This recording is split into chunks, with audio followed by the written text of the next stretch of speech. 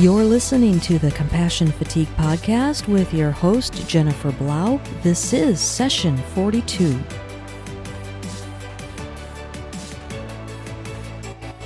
Well, if you are joining us for the first time, first of all, I want to thank you. And last week, I interviewed Dr. Charles Figley, the Compassion Fatigue guru himself.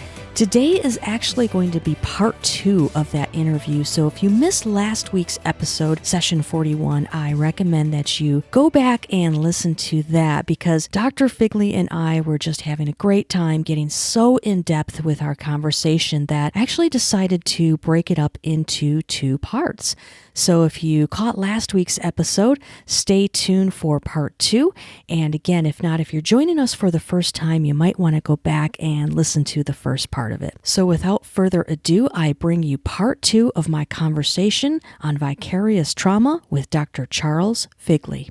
You just bring up a good point, and I've often wondered if animal workers are drawn to the field, for a lot of the same reasons that many therapists, myself included, we're wounded healers, right? I mean, let's be honest, a lot of us have our own stuff that if we've worked through, so I'll be quite honest, and my listeners may or may not know this, but I've had some personal trauma in my own background, but it was the animal-related trauma and some animal-related grief that really led me to this field. And that's a whole nother story for another show. But I'm wondering, do you think that sometimes people can over-identify with those in their care? For example, I'll be honest, I found myself over-identifying with homeless animals, over-identifying with abused or neglected animals. And I wonder if that over-identification is also both a curse and a blessing. Well, can I give a reframe to that? You may. Well, in addition to over-identifying with, what would you say, a patient or an animal, or what's... I'd say probably in this case, mostly helpless animals. Helpless animals. Yeah. Animals. Is there a possibility that you understand helpless animals better than most people? I think most of this audience would say yes. And so I think now you're dealing with empathy. You're dealing with perhaps being a highly sensitive person. I think there's a lot of factors involved, but I think in addition to empathy, there is that compassion. So there's a difference between empathy and compassion, right? So my father, for example, God bless him, has a lot of empathy towards homeless animals, right? He just retired. He wants to volunteer. But he used to say to me when I worked in the shelters, God, Jen, I don't know how you could do that. I could never do that. And I thought, is that supposed to be a compliment? Right? Like, what are you saying about me? I'm this cold-hearted bitch, and that's why I can do this work. Or I have a lot of empathy and compassion, and I'm a tough chick, and I can do this work. So I've never been able to figure out, what does that mean? Okay, I'm gonna go ahead and go with that because I like that answer better. But what I wrote down when you were writing it is when we recognize that we're pretty good at something and our dad isn't, is we're moving toward the right field. I mean, we found our niche, we found our place, because there are a lot of people when they meet me and they read my work and all that sort of thing, I think they expect a very wide-eyed, white-haired crazy person who's been exposed to all these terrible things. But you know from your work, you're able to sit with a sick animal. You're able to sit in comfort and with full spirit flowing where other people can't. And it's like when I bounced the basketball about 5 times when I was very young, I knew right away I love basketball. And I think that there's an instant love affair there. Yeah, there are setbacks, and you have to figure out where your place is and where your heart is, and again go to that center of yourself. But overall, I think it's not so much for me over identification of a suffering animal. It's knowing and understanding and being able to sit with those helpless animals. Yeah, and I think now I've been given the ability, and I think it's a blessing, to be able to sit with those who are now the animal caretakers. So, for example, I have clients that are ACOs and shelter workers and veterinary technicians and Wonderful. whatnot, and I always say to people, please do not feel like you have to edit yourself because Yeah. those, yeah, I mean, people will say, well, I've had therapists before, and my God, I've traumatized them. They start crying when I tell them these stories, and I'm like, you might be with the wrong therapist. I mean, Right. That was what I that was going to say. yeah, Yeah. that's the therapist's job to deal with his or her own stuff. But I don't want people to feel like they can't talk about that Yes. euthanasia and Yeah. everything else they experience. So, but let's talk about compassion fatigue in the animal welfare community in Mhm. general. How much of a problem is this? I mean, we are losing people to suicide. We are losing people who are just leaving the field, right, and going on to something a little bit more less traumatizing. Mhm. How widespread is this problem? I don't think it's a problem. Now, let me just tell you that I don't. I'm. I definitely. If you're talking about suicide, for example, physicians per capita is probably equal to or greater than. It's particularly certain specializations. Social workers have problems like that as well. I think that for suicides connected to particular fields, a lot of it has to do with the loss of one's self, the loss of one's control of one's time, and numbers of things like that. And another portion of it is, yeah, what their job is, what they're expected to do, and the mismatch of what they do, because there are a number of people that come into the academy as assistant professors that get out because they don't want to have to publish so much, they don't want to have to do so much research, and I respect that. So it's all of those things. But you might ask, another question is, how can we be more of help to them in enabling them to do their job, because somebody needs to do this. Yeah. It's an emergency. We don't want one person to leave, whether they die from it or not, because it's extraordinarily important to all of us. I mean, I include my family with regard to, we got both of our dogs at the Wakulla County Animal Shelter. Hmm. We love them both. They're great. Allegedly, they were from the same litter, but they don't look at all alike. So we're very skeptical about that. I think it's an excellent salesmanship, maybe. And I'm always questioning my wife and daughter, because they're the ones that call me when I was in shopping someplace and told me that, oh, well, the other one's in the same litter. Oh, okay, fine. But I'm very very curious about that. But this is one of the reasons why I jumped at the opportunity of doing this interview, because I see you guys, I mean, you're a former shelter worker, animal care community member, but I see them as, just as we say thank you for your service to the military, I would say the same thing about you guys, and how you have brought joy to all of us collectively, because we so love our pets, our animals, our babies, whatever you want to call it. But it's an extraordinarily challenging and difficult work, and it takes a village, I guess is what I'm saying. It's interesting, when we studied compassion fatigue resilience, one of the main things that jumped out in terms of social support, because that's one of the 13 variables, is that people have said, just one statement made my week, got me through all the crap. So in other words, among the variables is social support, but it's also compassion, satisfaction. The Absolutely. things that we draw from, the things that, I mean, I ask, mostly when I do workshops, it's psychotherapists and nurses and physicians, but mostly some type of shrink. And I thank them for their work, because it is so vitally important to everyone. Because in times of crisis, we need to turn to people that care about us, and that believe in us. And if a client looked you in the eyes and really meant it, for saying thank you, I mean, that makes all the difference in the world, in every profession. And whether it is a client or whether you have a sense that they're doing well and don't even thank you, but you know they're doing much better than they did before, it is a wonderful, wonderful feeling. And what I think we as the general public owes our animal care community folks is, a picnic once a year, or a prizes like they give movie stars. I mean, something that will be a tangible recognition that they're valued and that their work is important and that we appreciate them. Anyone definitely in the human services field, but particularly those who also are in service to animals, are a pretty special group.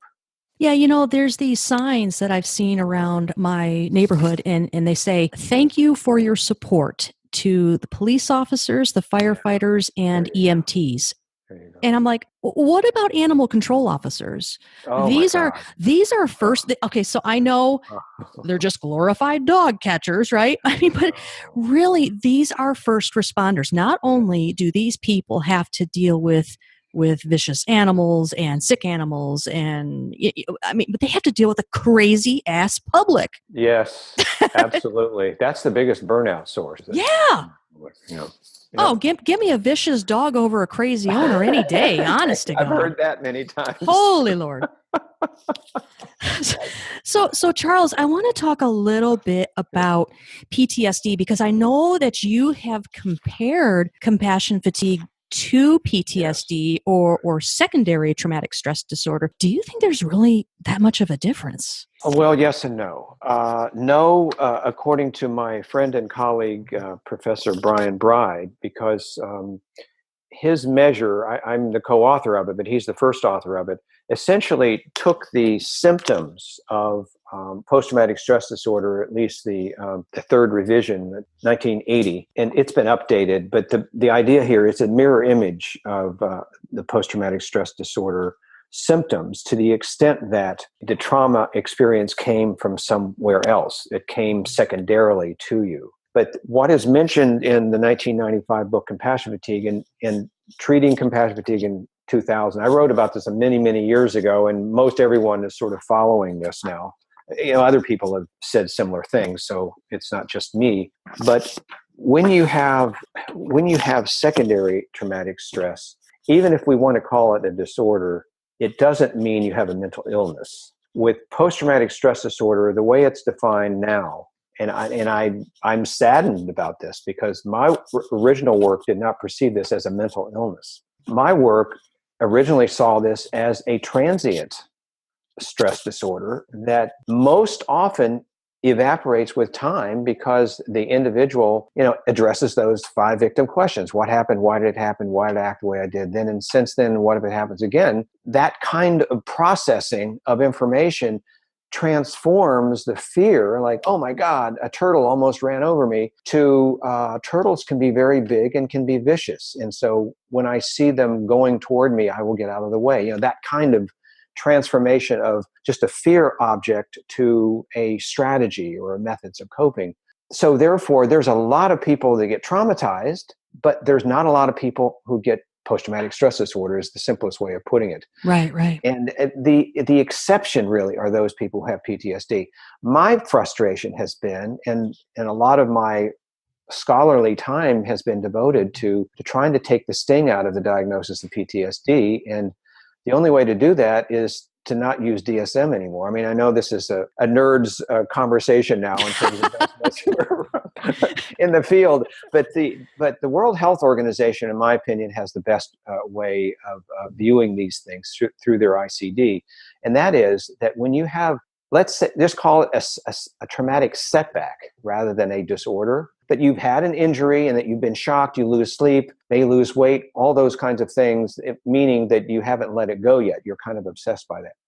Well, from my perspective, from their perspective, which is my perspective, you need to overcome that problem then. You need to you need a rehabilitation program, just like you have injured your knee or your back, or you have a brain aneurysm. I mean, fill in the blank. There are rehabilitation programs that are out there for everything. There should be one for being psychologically shocked as well as physically shocked, I guess is what I'm saying. And wouldn't it be weird that if you have someone, say, in combat that kills people, or you have someone in animal welfare that has to euthanize animals all the time, if you didn't have any reaction whatsoever, That's right. wouldn't that make you a bit of a sociopath? I mean, Really? you know. God. Yes, I can think of certain elected officials that We won't go there. Not going to end up in any search engines. You notice how I'm saying this? So, yeah, but right, absolutely. You got to be the most insensitive jerk there is. That's why it's always fun when I'm talking with practitioners, because they're whatever their trade, because they're warm-hearted people. They have to work with people, that kind of thing. And it's lovely to see those people in front of me. So when I say, hey, how many of you get excited and are kind of happy about it when you see a client call in and cancel their appointment, and all hands raised? I mean, you're sort of a little embarrassed about it, but that's it what happens. We're It happens. human beings. But Yeah. to imagine, and so when I say to them, look, if you're not empathic, why are you here? First of all, and then everyone laughs. And then, how many of you known empathic people, people that don't have any empathy? They raise their hand. Are any of them practitioners? And some of them brought their hands down, but they laughed because, how can you do this work? I mean, Right. I mean, if you don't have empathy, then you might as well run for president, right? I'm sorry. Was that out loud? Or governor of the state of Florida. Either way, I'm gonna lose half my audience. So Charles, let's nerd out here a little bit more, right? Let's talk about the DSM. So the DSM is basically the psychotherapist's Bible manual, right? Yeah, and so we tell a lot of people, look, if you have compassion fatigue, there's nothing wrong with you. You don't have a mental illness. This is natural. This is normal. Right. But with that said, do you, and I know I'm going to ask you to kind of predict the future here, but do you think compassion fatigue will ever be added to the DSM? And if so, would you see this as a good or a bad thing? Bad thing, and it may well, because things happen for bad reasons. I'm not naive in that regard. No, I mean, I think if anything, psychology. I mean, I've been a representative in the Council of Representatives in the American Psychological Association for going on 6 years now. I'm going off my second 3-year term in January. And there is a movement afoot to migrate from DSM, as a matter of fact. There is a movement afoot to avoid and worry about marginalized people, but also people that are referred to by diagnoses. Yeah. The limitations of generalizing to the general public from someone who's diagnosed with something. I mean, it's kind of nutty. I mean, no offense, but there are a lot of psychotherapists that they're not you, because you're talking to me, but their whole world is associated with, mentally ill people, right? I mean, if you have to get a diagnosis in order to get a number, in order to get your insurance to pay for your session, then we're talking about quite a few people. Why do we want people to have the perception that they're mentally ill, or that the medication or the psychotherapy is preventing them from more breakouts of mental illness? I mean, it should only be used in a very narrow circumstance in terms of post-traumatic stress disorder. I would be fine with leaving it as is, but having the expectation much higher if we're really honest with people. I mean, well, again, we're looking into the medical model, right? Yes, so, for example, insurance will not cover couples counseling because they do not deem it medically necessary. Oh, no, please, let's wait till they're on the brink of divorce and they're both suffering with clinical depression. Then we'll cover it. Well, see, there's also a concept in insurance business of insurable events. Insurable events are those that we can prevent if we have, or not prevent necessarily, but we can cover if we have enough resources. Divorce is an insurable event because it is likely that if they don't receive a sufficient amount of quality psychotherapy, they're going to get a divorce. And the consequences of a divorce on the children, on finances, on women in particular, are terrible. Yeah. So that's, again, the arguments these days just don't hold up. And I'm hoping that, the younger generation, those your age and younger, are not going to put up with it, are not going to just accept the status quo and begin to challenge these things. We have a whole generation of military veterans who can't get adequate treatment because of the way they were diagnosed and assessed. It's sad. It's totally sad. So I'm so honored that you put me in the category of younger generation. You are funny. I'm telling you. Oh Lord. So Charles, once you're involved in animal welfare, I always tell people that I work with or that I give workshops to, I'm like, look, I'm not going to sugarcoat this, right? I mean, your worldview changes. The day 20 years ago when I started watching factory farm footage and became a vegan, my world changed. You cannot unsee what you've seen, right? Yeah. So what strategies do you recommend for managing this compassion fatigue and trauma associated with this type of work, whether it's animal rights activism or shelter work or veterinary work or or just volunteering with animals? Boy, that's a great question. I hope I don't screw it up. Easy answer, right? Well, you used the phrase, you can't unseen this. What did you say? Yeah, you can't unsee what you've seen. Unsee what you've seen, right? Yeah. Well, in some ways, if you're obsessed by it, you haven't seen enough of it. If you're obsessed by memories of a secondary or primary of a trauma, then the solution, when you can, is to go back and re-examine, just like, again, with EMDR, re-examine, fill in your jigsaw puzzle. And in order to do that, you need some very good skills. And the skills include stress management, among other things. It's not just stress management. It's self-talk is another.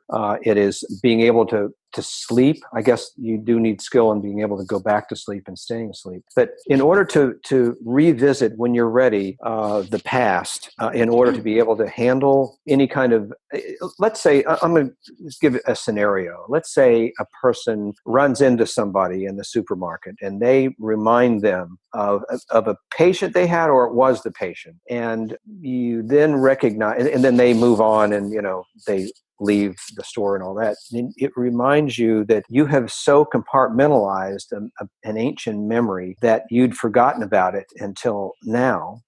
And when you remember it, it's painful. You feel the same kinds of chills that you felt at that time. And so you recognize and know that you have work to do, because some of us don't know until those things happen. It's all easy for me to say, well, work on your traumatic memories. Well, some people suddenly get them again when they have forgotten about it. But anyway, use your stress management skills in order to be able to go back. In other words, go back and remember as much as you can that event when you're ready and in the right kind of environment and you feel safe, etc. Go back, remember it. If it gets too much, then calm yourself down. Use stress management methods.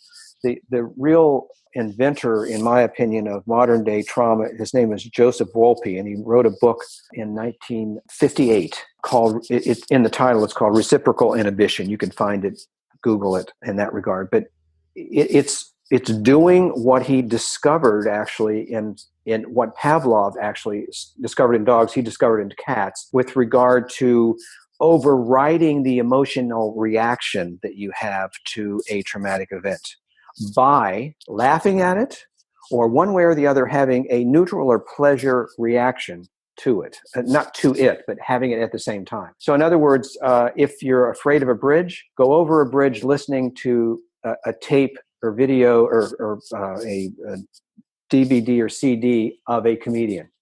So in other words, you do something that is inconsistent with what you have been doing in the past. And this is an effective self-desensitization. It's the way that all of us can get over this. But the critical thing that we need is a way of being able to reduce our stress, because We don't go back to those things, go back to those traumatic events because we feel we're going to get sucked in, that we will feel out of control, that we'll have a break, that we'll be worse off rather than better off. Those are the things, the fears that keep people from going back. But if they have an effective stress management regimen, method, we at the Institute, we provide lots and lots of good examples and send you to websites to develop your skills in that regard. But living with compassion fatigue it sucks. And it means that you haven't done your homework with regard to effective self-care. But not to beat you up, it could happen to any of us. It certainly happened to me along in my life. So what is needed then is to have an effective way of being able to erase or deplete, or, I mean, if you think of compassion fatigue as this balloon, right? And you put your hands out and the hands facing each other as a balloon. As the balloon shrinks, it means that you're taking away its power. And what you're doing is taking away the fear, taking away the confusion, anxiety, apprehension, all of those things that describe how you feel about that thing, that ball. And what you're getting from it, though, by reducing your stress, being able to face the things you hadn't faced before, being able to make those discoveries as you do it, you have more of the pieces on the table. The balloon gets smaller and smaller, but it never goes away, because that memory, if you will, or the compassion fatigue memory, it's maybe flat right now. It doesn't have any sting anymore. It can't hurt you anymore, but it's important for you to notice it and to be reminded of the things that you learned about that phenomenon. Because it's, again, transforming into stepping stones from stumbling blocks. That's what we're after. So anything, whether it be vicarious trauma or post-traumatic stress disorder or any kind of traumatic event, it's really in your hands. And you should try to get over it yourself using those kinds of methods. And if that doesn't work, you go to a counselor who specializes in that area. But if you tell them compassion fatigue or secondary traumatic stress or vicarious trauma, then I think they'll get off on the right foot. And all of us know that it probably goes to someplace deeper, but it's a very appropriate place to start, because in the business of counseling, we develop a treatment plan. And within the treatment plan is an agreement between the counselor and the client. And the client will say how much money they have, how much time they have, what are they focusing on, what are their goals. And it's our duty as counselors, therapists, to do that, just like a dentist would give the best advice, but do what the patient wants. Okay, you have to stop me because I'll just keep talking. No, that's okay. I was just I was just going to say that I think a good therapist is going to recognize the client's limitations at that moment and is never going to take you where he or she doesn't feel you're ready to go yet. Right. Totally. Yeah, we're not in the business of re-traumatizing, believe it or not. Right. I mean, it's the same way you come into a doctor's office and you have a thorn in your foot. He says, "Doctor, my foot hurts. See that thorn?" And he said, "Okay." And the doctor starts to get a piece of equipment to pull it out. And the client says, "What are you doing?" "Well, I'm pulling the thorn out. Don't you want me to pull it out?" No. I just want you to verify that that's a thorn." "Okay, thanks a lot." Because a lot of clients, that's all they want. Sure. Sure. And they say, "Does this make sense?" Or they're not ready for the thorn to come out. Yes. Yeah. I think that's what they're concerned about. I mean, we've all learned how to remove a tick, right? I mean, we need to be careful in removing a tick. So, sure. Yeah. Yeah. Sometimes you shouldn't just grab something and pull it out, right? So about 12 years ago, you and Robert Roop wrote about compassion fatigue in the animal care community. Oh, yeah. And so you really got a firsthand look at what these people are going through. So I guess, first of all, what inspired you to look at this population, and what was that experience like for you? Well, what inspired me was, I guess I wasn't inspired until when I started talking to animal care workers. What got me started was the Humane Society of the United States. They approached me through Bob Roop, who was the vice president at that time. and said, look, we thought for years that we were dealing with burnout when we lost people. Hell, it's compassion fatigue. And we're starting to focus on that. And we need a textbook to use as kind of like a guide in our training. And I said, cool. So I signed up and I wrote the compassion fatigue part. He wrote or got people to write the animal care community part. And it's now free. If you go to researchgate.net, and you register there. It's free to register. Just look up C.R. Figley and just put in compassion fatigue or whatever, or the exact title of the book, and it will come up. It's all free. It's, I don't know how many pages of it, but it's out of print. And I asked if it's okay, and Humane Society of the U.S. said it was fine. Wonderful. So yeah, but when I started talking with them, I thought, okay, well, I knew that this would be more difficult than most of the traumas I've either experienced or worked with, including combat, by the way. I mean, not so much torture trauma treatment that we're looking at these days at the Institute, but yeah, definitely. So the thing, though, that did it for me was that they had to actually forewarn people that I was going to be there. And say, well, he's going to be asking about your reactions to this. He's the guy that wrote Compassion Fatigue, and what's Compassion Fatigue? Right. Something like that. So anyway, when they talked to me about their work, I didn't ask them, well, what sucks at your job, or what is the thing that makes you cry? I just said, well, tell me about what you do. So it's mostly like I was a volunteer or something, and they would say, well, I do this, this, and this, and this. And so when we got to the parts where they said, well, if an animal comes in and they're injured, then you do this. And I say, well, what was that like for you the first time that happened? Right? I mean, they should know that I'm interested in those things before I spring them on them. But as you've said earlier on in our discussion, a good counselor or therapist would know when the person is sort of caught off guard and is not prepared to do something. But the contextual day-to-day kind of thing was the thing that really hit me, that anything can happen at any time, and it has, is I think what several people have said. And the other thing, too, that was very interesting is that how folks worried about another group of people that we haven't talked about. We talked about the public, we talked about owners, and we talked about the animals, but we haven't talked about the workers, because the poignant stories that I heard were from care workers who talked about newbies who had just started, and the difficulties they've had, and how you want to protect them, but you don't want to have a self-fulfilling prophecy kind of thing. I was just, oh man, they must have done this a number of times to have gotten to that point of coming to that kind of conclusion. But it was the notion of we're all in it together. Another thing that was not included in the book was the constant pressure for money and space.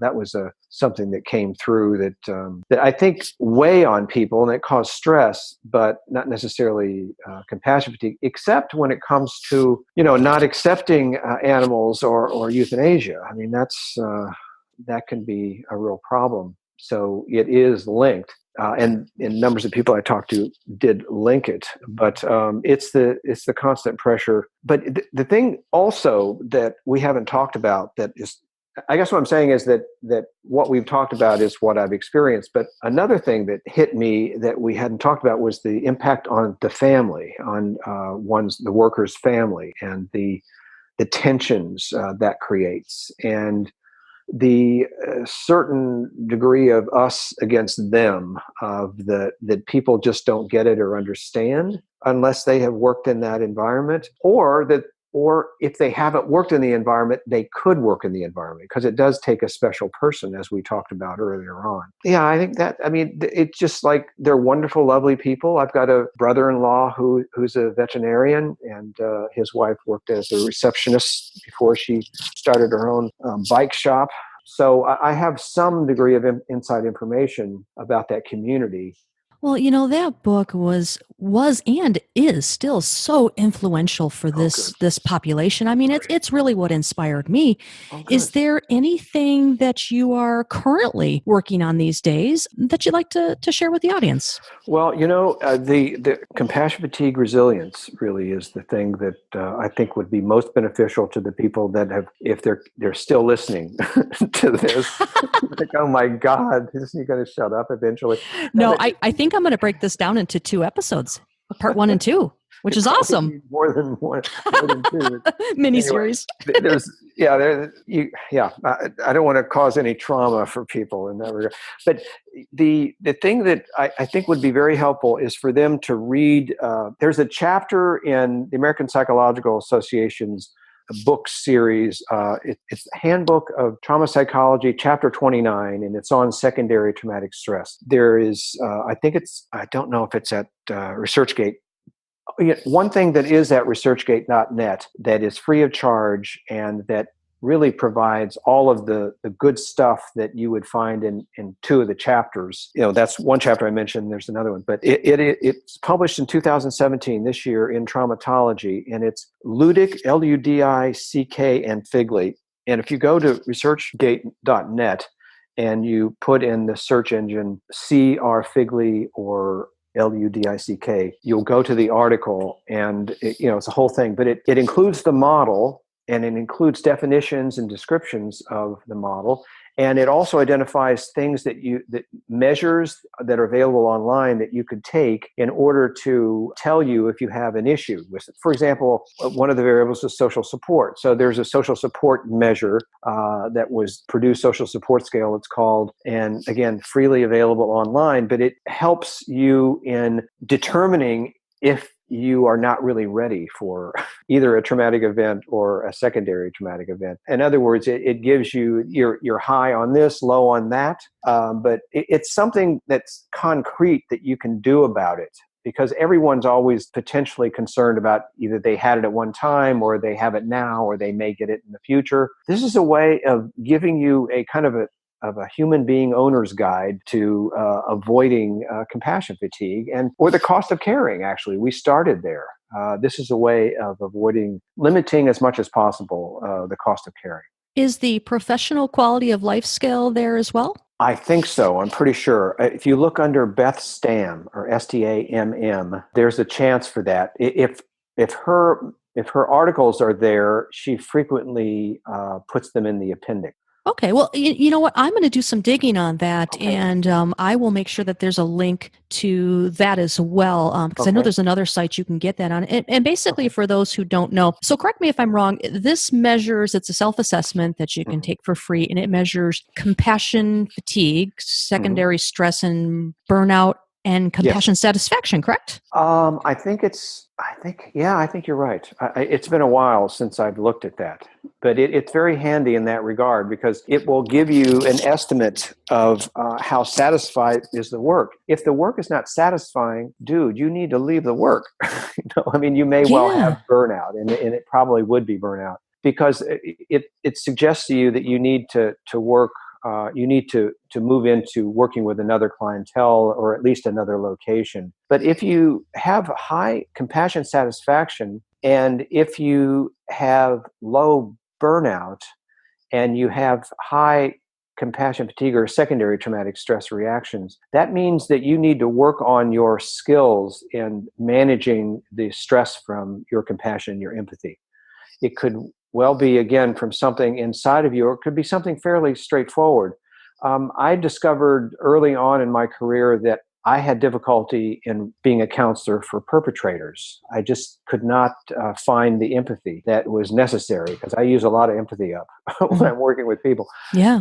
And, so it's a way of helping you in determining not only how you're doing at that time, but how far you have to go until you are, normal or, functioning at an appropriate level, because no one should suffer when they're providing counseling or assistance to the traumatized. It's what you were describing earlier, in which you are able to sit with someone who is suffering, and not to suffer yourself, but to know that you're there for a purpose, and that it is, reference spiritual motivation, whatever one wants. But you need to find your niche, your place, your comfort level. So it helps you in determining where you need to go and what are the challenges and difficulties and all that, without really needing to see anybody. But if you can't do it yourself, then you need to see, I would say, a colleague first, who is in the same business, and for them to talk about their experiences. I did a poll once in a very large, it's about 600 people in this very large auditorium. And I asked people, how many of you have had compassion fatigue but hadn't told anyone about it? Raise your hand. And by golly, a bunch of people did. I didn't think that they would, because, why do that? There may be people that they know. But to hear them talk about it, especially after the workshop, they were saying, yeah, I was kind of embarrassed about it. I was wondering, would people say, well, you're in the wrong business, and, kind of bully me around and make fun of me or something. And now I look back and I said, wow, it was hard, but I got through it and I learned a lot from it. And I find myself being much more encouraging to other people and myself. They've become more compassionate with themselves. So consequently, if you have some challenges and you talk to someone who's been in the biz for a while and you think that you can trust them, don't be surprised if they say, I had a touch of that at some time and this is what I did and it helped. Boom, you got something that might be helpful. But the main thing is that there's at least one other person that knows this and knows that you're trying to work at it. And especially if they talk about what they've gone through. Yeah, and this person can now have your back and be on the lookout for you. And, guys, if there's anything you take away from this, it's everyone needs help from time to time. Therapists have therapists. Therapists have family and friends that they need to talk to as well. And so you're not weak. You're not flawed. You're normal. You're great, Jennifer. Well, thank Very you. good. Well, Charles, thank you so much for joining us today. This has been so insightful. It's been a blast. And I really appreciate all your work. Thanks so much. Well, you've made my day. I love being able to share what I know about this, and you're providing that wonderful conduit. Thank you so much. Likewise. Have a good one. Okay, thanks. Bye. Take care. Bye-bye. Thank you so much for listening to the Compassion Fatigue podcast. Please remember to head on over to iTunes and subscribe to the show so you never miss a single episode. And don't forget to check out the CompassionFatiguePodcast.com for more great resources, including our upcoming Rescue Me retreat coming summer of 2018. Please note that this podcast is not meant to provide medical advice or substitute for psychological care. Please consult with a mental health professional if you need additional support. And if you are feeling suicidal, please go to your nearest emergency room or call 911.